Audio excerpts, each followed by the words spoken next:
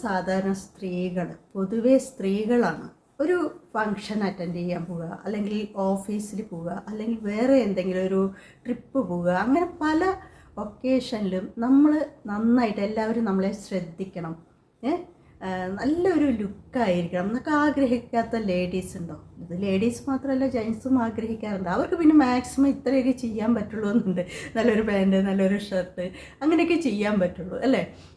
4 പേര് നമ്മളെ ശ്രദ്ധിക്കണമെങ്കിൽ നമ്മൾ ചെയ്യേണ്ട ഏറ്റവും ഇമ്പോർട്ടൻ്റ് ആയിട്ടുള്ള കാര്യം എന്താണെന്ന് അറിയോ? ടിപ്സ് നമ്പർ 1 എന്താണെന്ന് അറിയോ? നമ്മളുടെ ഡ്രസ്സാണ്. ഡ്രസ്സിന് നമ്മളെ മാറ്റാൻ ഒരുപാട് കഴിവുണ്ട്. നമ്മളുടെ അപ്പിയറൻസിനെ തന്നെ മാറ്റാൻ പറ്റുന്ന ഡ്രസ്സുകളുണ്ട്.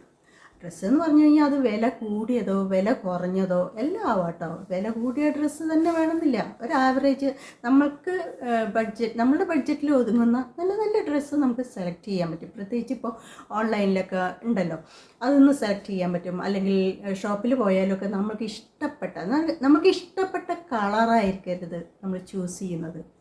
നമ്മൾക്ക് ഇഷ്ടപ്പെട്ട കളർ ഒരിക്കലും നമുക്ക് ചേർച്ച ഉണ്ടാവണമെന്നില്ല. അപ്പോൾ കുറച്ച് കളർ ഡിഫറൻസ് ആയിട്ട് സെലക്ട് ചെയ്ത് വയ്ക്കുക. ഒരു 5-6 സെലക്ട് ചെയ്ത് വയ്ക്കുക. അതിൽ ലൈറ്റ് ഷെയ്ഡ് വരാം, ഡാർക്ക് ഷെയ്ഡ് വരാം, മീഡിയം, ഇതിൻ്റെ രണ്ടിൻ്റെയും കോമ്പിനേഷനിൽ ഷെയ്ഡ് വരാം.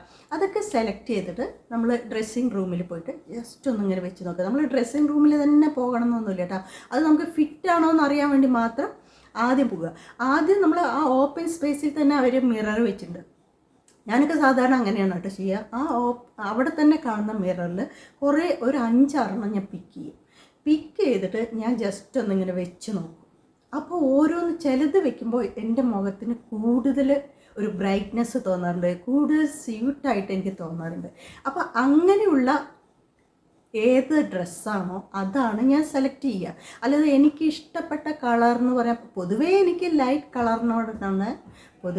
ലൈറ്റ് കളേഴ്സിനോടാണ് താല്പര്യം കേട്ടോ. എപ്പോഴും ഈ dark colour, dark green, dark red, dark blue, ഇതൊക്കെ കോമൺ ആയിട്ട് നമ്മൾ എപ്പോഴും കാണുന്നതല്ലേ. അപ്പോൾ അതെന്നൊക്കെ ഞാൻ എപ്പോഴും മറ്റുള്ളവരിൽ നിന്നൊരു കുറച്ച് യുണീക്കായിട്ട് എൻ്റെ ലൈഫ് സ്റ്റൈൽ കൊണ്ടുപോകാനാണ് ഞാൻ താല്പര്യപ്പെടുന്ന ആളാണ് കേട്ടോ അപ്പോൾ ഞാൻ എപ്പോഴും ലൈറ്റ് ഷെയ്ഡ്സ്, എപ്പോഴും ഈ എന്താ പറയുക, പല മിക്സിങ് ഷെയ്ഡ് വരുന്ന ഷെയ്ഡ്സ് ഉണ്ടല്ലോ, കളേഴ്സ്, അതാണ് ഞാൻ അധികം സെലക്ട് ചെയ്യുക.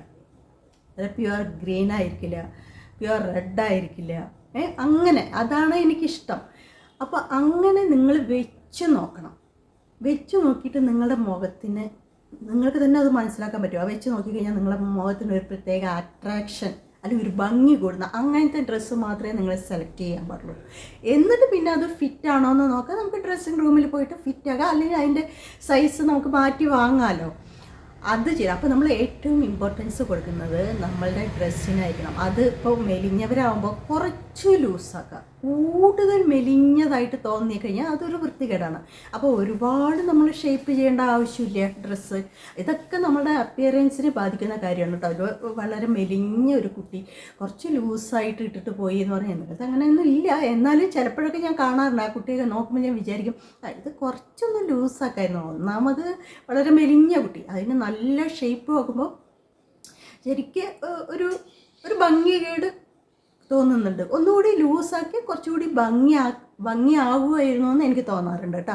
അപ്പോൾ നന്നായി തടിച്ചവരാണെങ്കിൽ കൂടുതൽ ലൂസായിട്ടുള്ള ഡ്രസ്സും ഇടാതിരിക്കുക. കാരണം ഓൾറെഡി അവരുടെ തടിച്ച ഒരു പ്രകൃതമാണ്. അതിൻ്റെ ഇടയിൽ കൂടി നമ്മൾ കുറച്ചുകൂടി ലൂസായ ഡ്രസ്സ് ഇടുമ്പോൾ കൂടുതൽ തടിയായിട്ട് തോന്നിക്കും. അപ്പോൾ അവർ ഓവർ ഫിറ്റായിട്ടല്ലാതെയും എന്നാൽ കൂടുതൽ ലൂസ് അല്ലാതെയുള്ള അവർ ഇട്ട് നോക്കുമ്പോൾ അവർക്ക് അറിയാമല്ലോ എത്ര പിടിക്കണം എന്നുള്ളത്.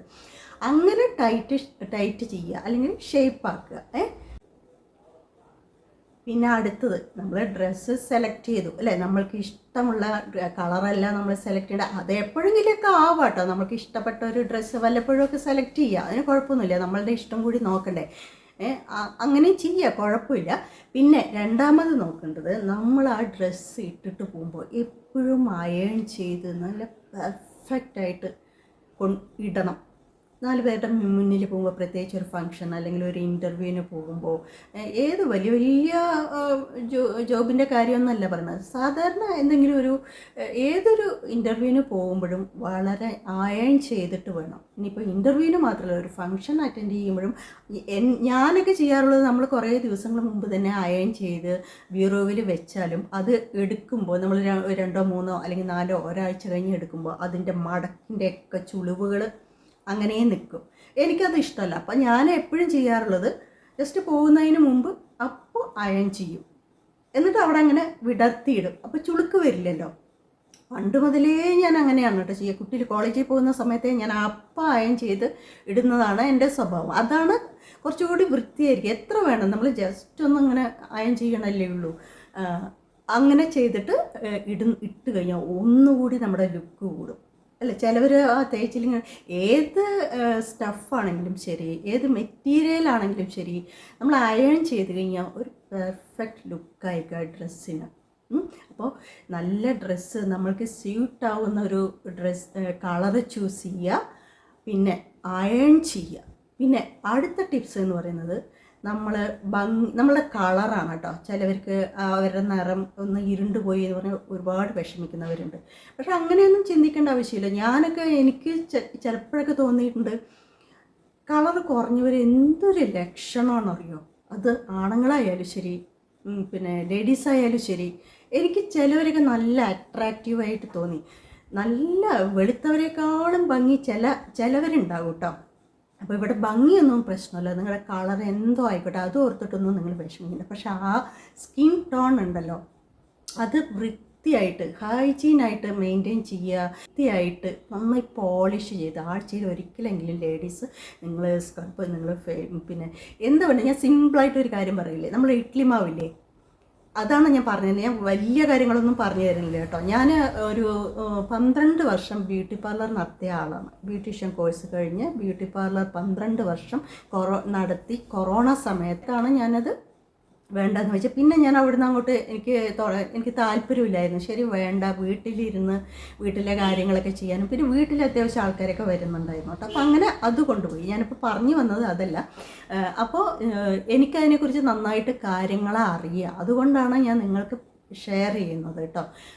എന്താ പറഞ്ഞു വന്നത്?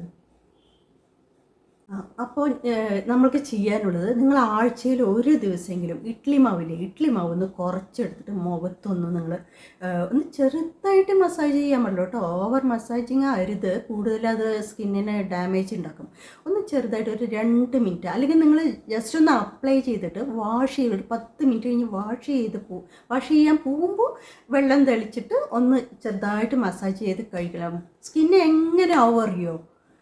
പ്യുവർ ആവും, ഡെഡ് സെൽസൊക്കെ പോയി ക്ലിയർ ആവും സ്കിന്ന്, ഫേസിൻ്റെ.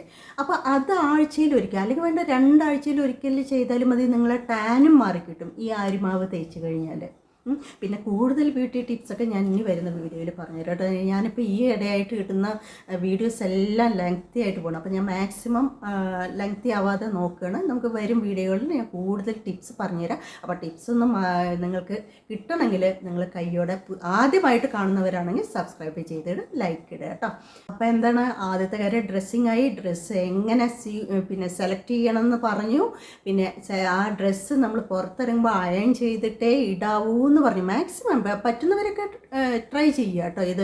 പിന്നെ പറഞ്ഞത്, എപ്പോഴും ഫേസ് ക്ലിയർ ആയിട്ട് വെക്കുക. കളർ എന്തോ ആയിക്കോട്ടെ, നോ മാറ്റർ.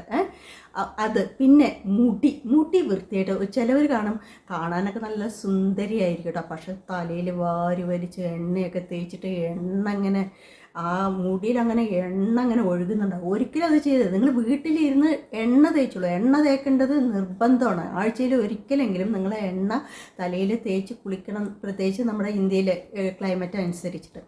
അത് കഴിഞ്ഞ് നിങ്ങൾ ഷാമ്പു ഇടണം. ആ എണ്ണ ദിവസം ഇങ്ങനെ വെച്ച് നടന്നുകൊണ്ട് നിങ്ങൾക്ക് പല ബുദ്ധിമുട്ടുകളും, സ്കിൻ പ്രോബ്ലംസ് വരാം, താരൻ കൂടും. കാരണം ഈ എണ്ണയിൽ ഈ പൊടികളൊക്കെ പറ്റിപ്പിടിച്ച് അങ്ങനെ നിൽക്കും. അത് സ്കാൽപ്പിൽ അലർജി ഉണ്ടാക്കും, താരൻ ഉണ്ടാകാനുള്ള സാധ്യതയൊക്കെ ഉണ്ട്. അപ്പോൾ ഓയിലിട്ട് മസാജ് ചെയ്ത ശേഷം ഒരു 1/2 മണിക്കൂർ ഇരുന്ന് കഴിഞ്ഞാൽ ഷാമ്പു ഇട്ട് കഴുകുന്നതാണ് നല്ലത്. മുടി എപ്പോഴും വൃത്തിയായിട്ട് ചീന്തി ഒതുക്കി. അപ്പോൾ ഓരോരുത്തരുടെ ഓരോ സ്റ്റൈലാണ് കേട്ടോ. ഞാനിപ്പോൾ ഇത് ഇങ്ങനെ ചില സമയത്തൊക്കെ ഇങ്ങനെ പിരിച്ചിടും. എൻ്റെ ചുരുണ്ട മുടിയാണ്, പക്ഷേ എനിക്കിങ്ങനെ ഇഷ്ടമാണ് ഈ മുടി.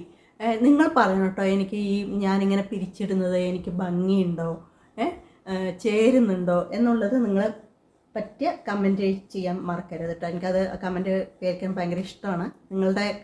നിങ്ങളുടെ റിയാക്ഷൻ എന്താണെന്ന് എനിക്കറിയാം, നിങ്ങളുടെ റിപ്ലൈ എന്താണെന്ന് എനിക്കറിയാൻ താല്പര്യമുണ്ട്. അപ്പം ഞാൻ പറഞ്ഞത്, മുടി സമയാസമയം ഒരു 2 മാസം കൂടുമ്പോൾ അല്ലെങ്കിൽ ഒരു 3 മാസം കൂടുമ്പോൾ ഒന്ന് ട്രിം ചെയ്യുക. ട്രിം ചെയ്ത് വൃത്തിയായിട്ട് കൊണ്ടുവന്നത്. ഹെയർ സ്റ്റൈൽ എങ്ങനെ നിങ്ങൾ വീട്ടിലിരുന്നിട്ട് തന്നെ നിങ്ങൾക്ക് നോക്കാം, നിങ്ങളെങ്ങനെ മുടി ഹെയർ സ്റ്റൈൽ സൈഡ് എടുക്കുന്നതാണോ നിങ്ങൾക്ക് ഭംഗി, അല്ലെങ്കിൽ സെൻറ്ററാണോ, അതല്ലെങ്കിൽ ഫുൾ കംപ്ലീറ്റ് ബാക്കിലേക്ക് കോംബ് ചെയ്ത് ഇടുന്നതാണോ, അല്ലെങ്കിൽ ഓപ്പൺ ഹെയർ ആണോ ഭംഗി എന്നുള്ളതൊക്കെ നിങ്ങൾക്ക് നിങ്ങളുടെ വീട്ടിലുള്ളവർ തന്നെ പറഞ്ഞുതരാം. അല്ലെങ്കിൽ നിങ്ങൾക്ക് തന്നെ മാറി മാറി കണ്ണാടിയിൽ നോക്കി ഓരോ ഫോട്ടോ എടുത്ത് വയ്ക്കുക. അപ്പോൾ നിങ്ങൾക്ക് തന്നെ മനസ്സിലാക്കാൻ പറ്റും ഏതാണ് കൂടുതൽ ഭംഗി എന്നുള്ളത്. അപ്പോൾ ഏറ്റവും ഭംഗിയായിട്ടുള്ളതും നിങ്ങൾക്ക് ചേർച്ചയുള്ള ഒരു ഹെയർ സ്റ്റൈൽ നിങ്ങൾ കീപ്പ് ചെയ്യുക. പിന്നെ ഇടയ്ക്കിടയ്ക്ക് മാറ്റാം കേട്ടോ, അതുകൊണ്ടും കുഴപ്പമില്ല. അതും ഒരു ഡിഫറെൻറ്റ് ലുക്കാണ്. ചില സമയത്ത് ഹെയർ സ്റ്റൈലൊക്കെ മാറ്റാം എപ്പോഴും, അതും ഒരു ഡിഫറെൻറ്റ് ലുക്ക് നിങ്ങൾക്ക് തരും. പിന്നെ ഇതെല്ലാം കഴിഞ്ഞ് കഴിഞ്ഞാൽ അടുത്ത ടിപ്പ്, ഇത് ഇമ്പോർട്ടൻ്റ് ആണ്. നമുക്ക് ചേരുന്ന ഡ്രസ്സ് ഇട്ടു, മുഖം നന്നായി പോളിഷ് ചെയ്ത് നല്ല രീതിയിൽ കൊണ്ട് നടക്കുന്നു. പിന്നെന്താ, മുടി ഹെയർ സ്റ്റൈൽ നമ്മൾ നന്നായി മാറ്റി നമുക്ക് ചേരുന്ന രീതിയിൽ നമ്മൾ ചെയ്തു, അയൺ ചെയ്ത ഡ്രസ്സ് ഇട്ടു.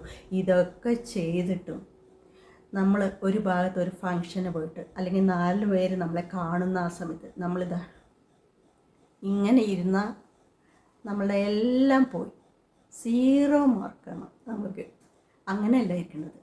ഇങ്ങനെ നടുവൊക്കെ നിവർത്തി എപ്പോഴും ഇങ്ങനെ നിവർന്നിരിക്കണം, നിവർന്ന് നടക്കണം. ഒരുപാട് നിവരണ്ട കേട്ടോ, പാകത്തിന്, ബോറാവാനും പാടില്ല. എപ്പോഴും ഇങ്ങനെ സ്ട്രെയിറ്റ് ആയിട്ട് ഷോൾഡറൊക്കെ ഇങ്ങനെ വിരിച്ച് ഹെഡൊക്കെ ഒന്നും ഇങ്ങനെ ഉയർത്തി അങ്ങനെ നടക്കണം. അപ്പോഴേ നമുക്ക് ഫുൾ മാർക്ക് കിട്ടുള്ളൂ. ഇനി കുറേ ടിപ്സുകളുണ്ട്, പക്ഷെ അതൊന്നും ഞാനിപ്പോൾ എല്ലാം ഇതിൽ പറഞ്ഞു കഴിഞ്ഞാൽ വീഡിയോ ലെങ്തി ആയിട്ട് പോകാം. നമുക്ക് ഇനിയും സംസാരിക്കാമല്ലോ. ഇനിയും പല ടിപ്സുകൾ ഞാൻ പറഞ്ഞുതരാം കേട്ടോ. അപ്പോൾ നമുക്ക് വീണ്ടും അടുത്ത വീഡിയോ എടുക്കണം. ഓക്കെ.